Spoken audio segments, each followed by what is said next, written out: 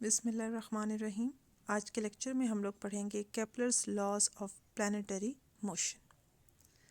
Previous lecture में हमने थोड़ा सा इंट्रो लिया था केपलर्स लॉ के बारे में।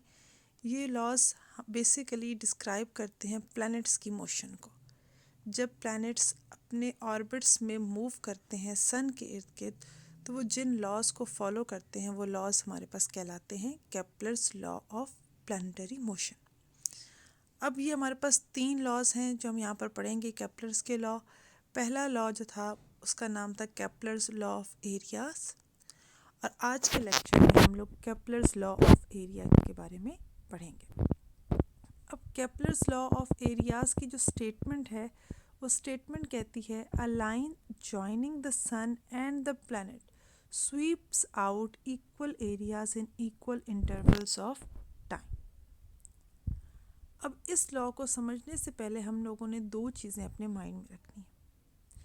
पहली चीज़ ये कि हमारे पास प्लैनेट्स सन के इर्द गिर्द किसी भी सर्कुलर ऑर्बिट में मूव नहीं करते, बल्कि एलिप्टिकल ऑर्बिट्स की में मूव करते हैं। यानी कि उनका ऑर्बिट जो है वो एलिप्स की शेप का होता है, ओवल शेप का ऑर्बिट होता है जिसमें ये मूव करते हैं। और दूसरी चीज़ ये कि इस एलिप्स के फोकस पर सन प्रेजेंट होता है। जिस एलिप्टिकल ऑर्बिट में मूव कर रहे हैं प्लैनेट्स, उसके एक फोकस पर हमारे पास सन प्रेजेंट होता है। और इसी एलिप्टिकल शेप होने की वजह से ही हमारे पास जो है वो वेदर का चेंज आता है। अगर एलिप्टिकल शेप ना होती इन ऑर्बिट्स की तो कभी भी वेदर का चेंज ना होता, बल्कि वेदर हमेशा कांस्टेंट रहता। अब ज़रा इसको हम गौर से देख लेते हैं इस एलिप्टिकल शेप को। आप देख सकते हैं इस फिगर के अंदर कि हमारे पास एक एलिप्स है, और उस एलिप्स के अंदर हमने मेंशन किया हुआ है सेमी मेजर एक्सिस को हॉरिजॉन्टल लाइन में। किसी भी एलिप्स की जो हॉरिजॉन्टल लाइन है ये सेमी मेजर एक्सिस कहलाती है, और इस सेमी मेजर एक्सिस के एक फोकस पर हमारे पास प्रेजेंट है सन। अब प्लैनेट इसके इर्द गिर्द मूव करता है इसी ऑर्बिट में।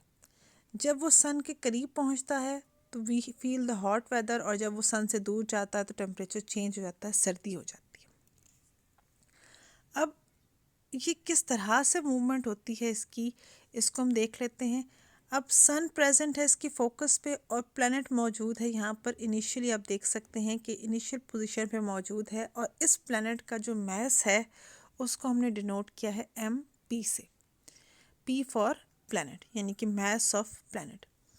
अब इनिशियली प्लैनेट जो है वो इस पोजीशन पे मौजूद था, और आफ्टर टाइम डेल्टा टी ये प्लैनेट डिस्टेंस s मूव करके न्यू पोजीशन पे पहुंच गया है। और जब डिस्टेंस s पे मूव करके न्यू पोजीशन पे पहुंचा है तो दोनों पोजीशन में, इनिशियल पोजीशन और फाइनल पोजीशन, इन दोनों पोजीशन को हम लोगों ने एक लाइन ड्रॉ करके ज्वाइन कर दिया है इस सन के साथ।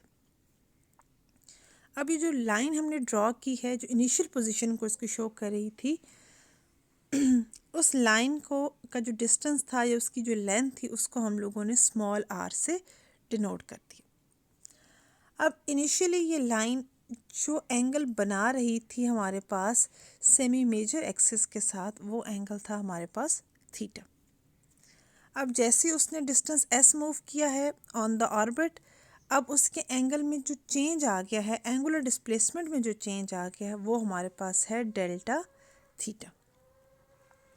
यानी कि डेल्टा थीटा डिस्प्लेसमेंट उसने मूव किया है और वो न्यू पोजीशन पर पहुंच गया है। अब इनिशियल पोजीशन से लेकर फाइनल पोजीशन तक पहुंचने तक ये जो 2 लाइंस हमने ड्रॉ की हैं, ये दोनों लाइंस जो हैं ये जो एरिया कवर कर रही हैं, इस एरिया जिस रेट पे मूव किया जाएगा उसकी वैल्यू हमारे पास कांस्टेंट आनी चाहिए, और यही हमारे पास केपलर का पहला लॉ है। अब उसके लिए सबसे पहले हम लोग फाइंड आउट करेंगे इस ट्राइंगल का एरिया। जब इसने इनिशियल पोजीशन से फाइनल पोजीशन तक मूव किया है तो जो दोनों लाइंस हैं ये बेसिकली एक ट्राइंगल फॉर्म कर रही हैं, और इस ट्राइंगल का हम लोगों ने एरिया फाइंड आउट करना। अब एरिया ऑफ ट्राइंगल का फॉर्मूला होता है 1/2 बेस इनटू हाइट।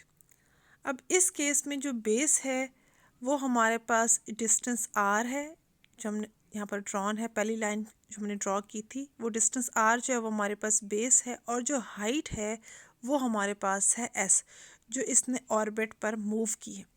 अब s की वैल्यू हम लोग बहुत ही स्मॉल लेते हैं, बेशक ये सर्कुलर ऑर्बिट है, थोड़ी सर्कुलर कर्व शेप में है, लेकिन अगर डिस्टेंस स्मॉल हो तो उसको हम लोग स्ट्रेट लाइन ज्यूम करते हैं।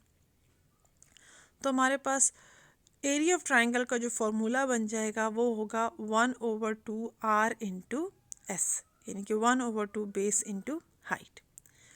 नाउ फॉर एंगुलर मोशन और orbital motion s is equal to R theta. अब हम s की वैल्यू यहाँ पर पुट कर लेते हैं r थीटा। अब r इस केस में आ गया और थीटा हमारे पास जो एंगुलर डिस्प्लेसमेंट है वो है डेल्टा थीटा। तो हमारे पास इस एरिया के जो ट्राइंगल का फॉर्मूला बनेगा that will B 1/2 r square delta theta. अब जैसे कि इसकी स्टेटमेंट में था कि equal areas in equal intervals of time, यानी कि हमने यहाँ पर rate of change of area find out करना है। तो अब उस रेट को फाइंड आउट करने के लिए हम क्या करेंगे, हमारे पास एरिया का फार्मूला आया है, इसमें दोनों साइड्स को हम लोग डिवाइड कर देंगे टाइम इंटरवल डेल्टा टी से।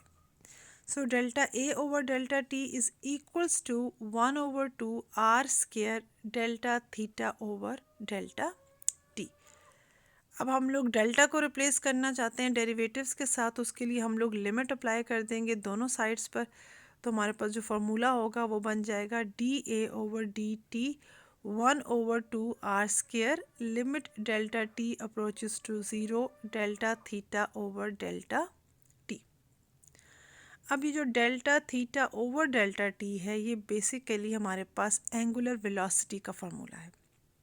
डेल्टा थीटा एंगुलर डिस्प्लेसमेंट है और डेल्टा टी जो है वो हमारे पास टाइम इंटरवल।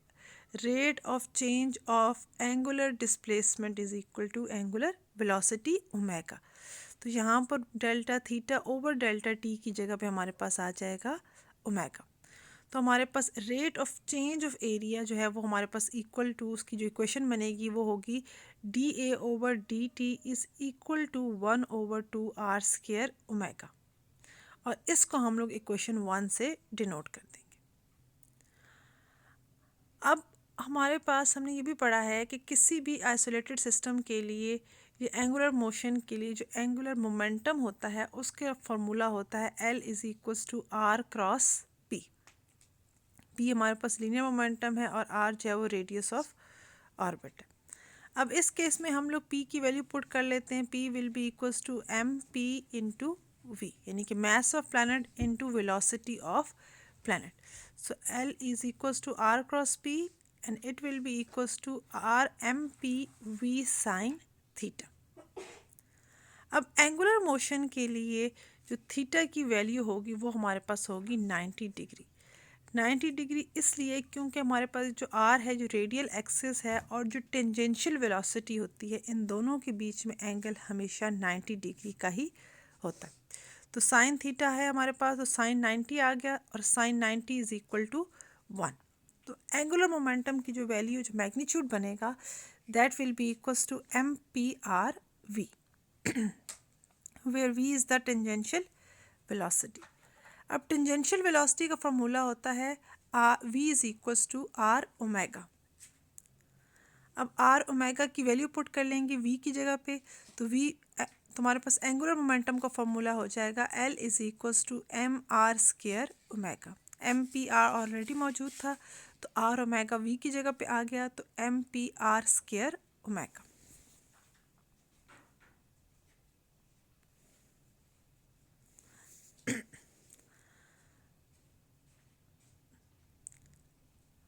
अब R स्क्वायर ओमेगा की वैल्यू हमारे पास आ गई है। अब हमने यहाँ से इसमें से वैल्यू निकालनी है, ड्राइव करनी है R स्क्वायर ओमेगा की। तो फार्मूला जो हमारे पास है L is equals to MP/R square omega. तो इसमें से हम लोग R स्क्वायर ओमेगा को इक्वेशन की लेफ्ट हैंड साइड पे ले जाते हैं और बाकी टर्म्स को इक्वेशन के राइट हैंड साइड पे मूव कर लेते हैं। तो हमारे पास जो न्यू इक्वेशन बनेगी that will be R square omega is equal to L over MP, यानी कि angular momentum divided by mass of planet, और ये हमारे पास बन जाएगी इक्वेशन नंबर 2।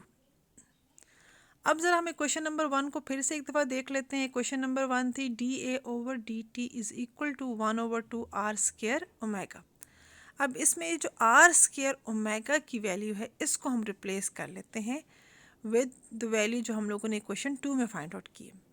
और क्वेश्चन 2 में आर स्क्वायर ओमेगा की वैल्यू है L/m/p। और इस वैल्यू को जब हम क्वेश्चन 1 में पुट करते हैं तो हमारे पास rate of change of area का जो फॉर्मूला आता है that comes out to be L divided by 2 times mass of planet, यानी कि dA/dt is equal to L angular momentum divided by 2 into mass of planet. तो ये हमारे पास फॉर्मूला आता है rate of change of displacement के लिए। अब from the law of conservation of angular momentum हमने पढ़ा है कि किसी भी आइसोलेटेड सिस्टम के लिए एंगुलर मोमेंटम हमेशा कांस्टेंट होता है। तो इन दिस केस जो L है एंगुलर मोमेंटम है वो यहाँ पर कांस्टेंट है। सिमिलरली जो हमारे पास मास ऑफ प्लैनेट है it is also a constant quantity, ये भी चेंज नहीं होता, ये मास प्लैनेट का मास चेंज नहीं होता, ये कांस्टेंट है। तो इसका मतलब ये हुआ कि हमारे पास जो L/2mp ये जो पूरी टर्म है, ये पूरी टर्म जो है वो कांस्टेंट है, ये वेरी नहीं कर रही, ये चेंज नहीं करती। हैंस हमारे पास क्या रिजल्ट बनता है कि dA/dt is equals to constant, यानी कि रेट ऑफ चेंज ऑफ जो एरिया है वो हमारे पास कांस्टेंट होगा।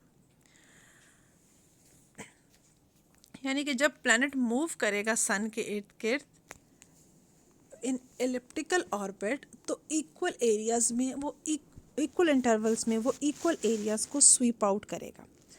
अब इसका मतलब ये हुआ कि अगर हमारे पास अब देख सकते हैं क्योंकि एलिप्टिकल ऑर्बिट है, सन एक फोकस पे मौजूद है, एक साइड पे है एलिप्स के।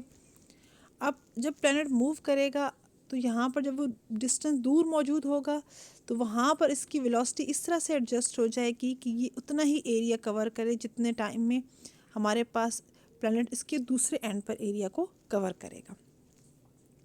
इन other words we can say कि जब प्लैनेट सूरज के करीब मौजूद होता है तो उसकी वेलोसिटी तेज़ हो जाती है, उसकी वेलोसिटी ग्रेटर होती है, तभी वो उस एरिया को कवर करता है, यानी कि ज़्यादा एरिया कवर कर रहा होता है ड्यू टू ग्रेटर वेलोसिटी।